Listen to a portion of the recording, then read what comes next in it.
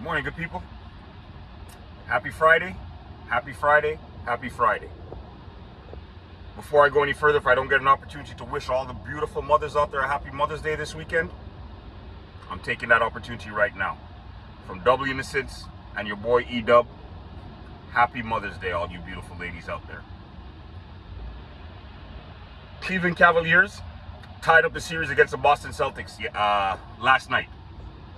It was a bit of a shocker to me. I wasn't expecting that. Like I had said on one of my previous videos, I said that I was predicting the Boston Celtics to sweep the Cleveland Cavaliers. Once again, Boston does what they do best. They disappoint.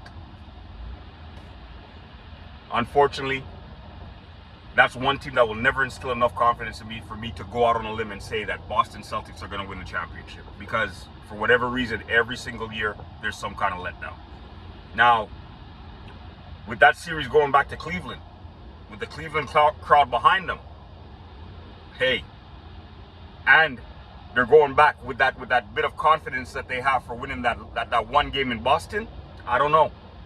Maybe my opinion might start to change in this series. I still do feel that Boston will win the series, but it's just not going to be as easy as I put it out there to be initially.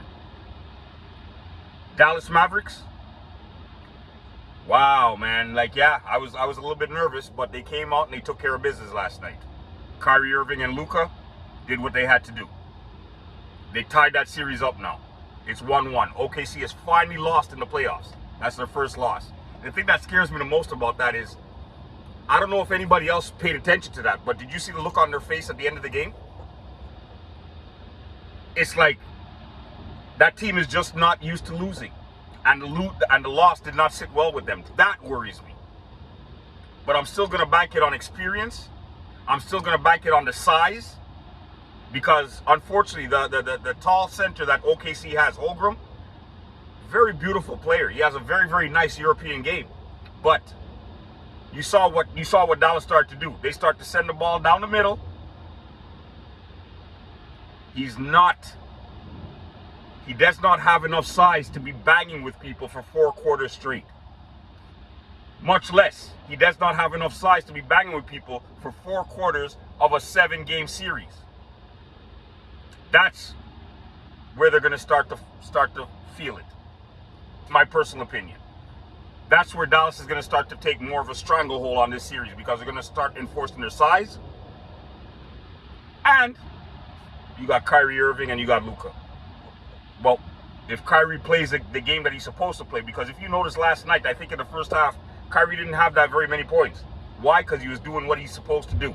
He's being a point guard and he's distributing the ball. And you see what happened. As long as Kyrie Irving and Luka Doncic do not ball dominate that ball, because like I told you guys before, there's only 24 seconds on a shot clock. You cannot have the ball in Kyrie Irving's hand or Luka's hand for the full 24 seconds. Or, okay, I don't want to be that mean. They keep it in their hand for 20 seconds, and now when they don't have nothing else to do, they want to try and pass it around with 4 seconds left on the shot to get a shot off. You're not going to win that way. I'm sticking with my prediction. I predict the Dallas Mavericks are going to win this series. There's a very good possibility it might go to 7. I believe they should win it in either 6 or 7. But I won't be surprised if OKC pulls it off.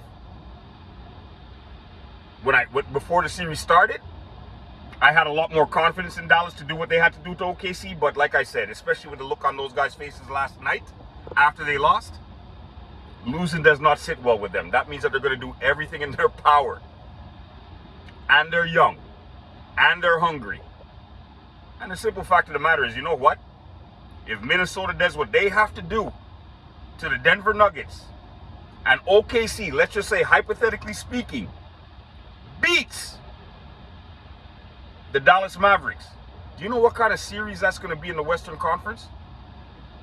The Western Conference Championship between the Ant-Man and the OKC Thunder. Do you know how exciting that basketball is going to be? How fast it's going to be? How fluent it's going to be?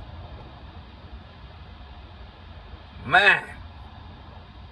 NBA, you got it right this year. You really did. You got it right this year. I know you guys might not have had a lot to do with the way in which the games were going to turn out, but the bottom line is, thank goodness the games turned out the way in which they did, because this is some of the best basketball I'm seeing played in a very, very long time.